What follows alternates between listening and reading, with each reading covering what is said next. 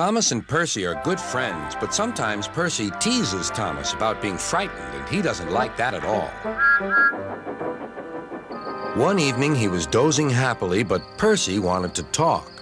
"Wake up, Thomas. Are you dreaming about the time you thought I was a ghost?" "Certainly not. Anyway, I was only pretending to be scared. I knew it was you, really." Percy went on teasing him. "I hope the guard leaves the light on for you tonight."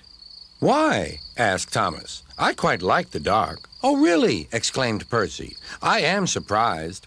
I always thought you were afraid of the dark. I wonder why." Thomas decided to say nothing and went to sleep instead. Next day, Sir Topham Hatt came to see him.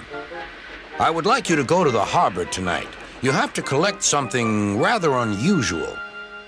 "What sort of something?" asked Thomas. "Wait and see," replied Sir Topham Hatt. Meanwhile, Percy was moving freight cars into a siding. Henry arrived with his goods train. The signalman changed the switches, and Percy waited on the siding until Henry had steamed by. Then there was trouble.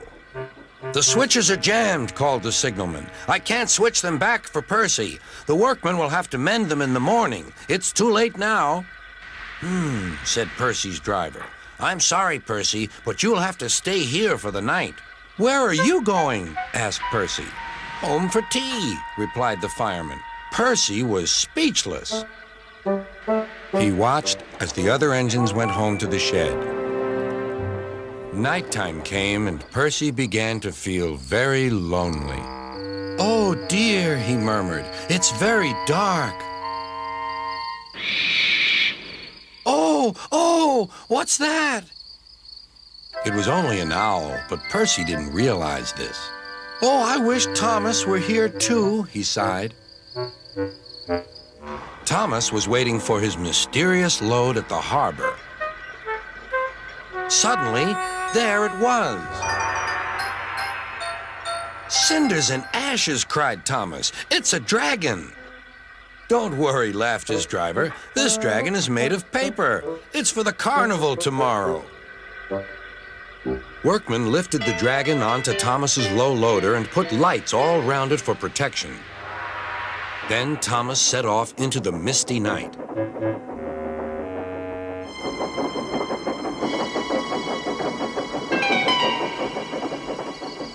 Percy was asleep on his siding and had no idea that Thomas was approaching him.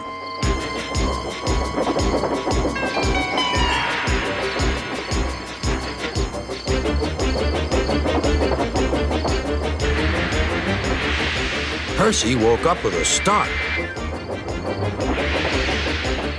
"Help!" cried Percy. "I'm not going to open my eyes until my driver comes." Next morning, the switches were mended, and Percy puffed back to the junction. Gordon was just about to leave with the express. "You'll never guess what I saw last night." Gordon was in no mood for puzzles.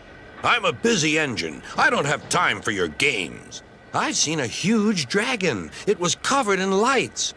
Gordon snorted. "You've been in the sun too long. Your dome has cracked."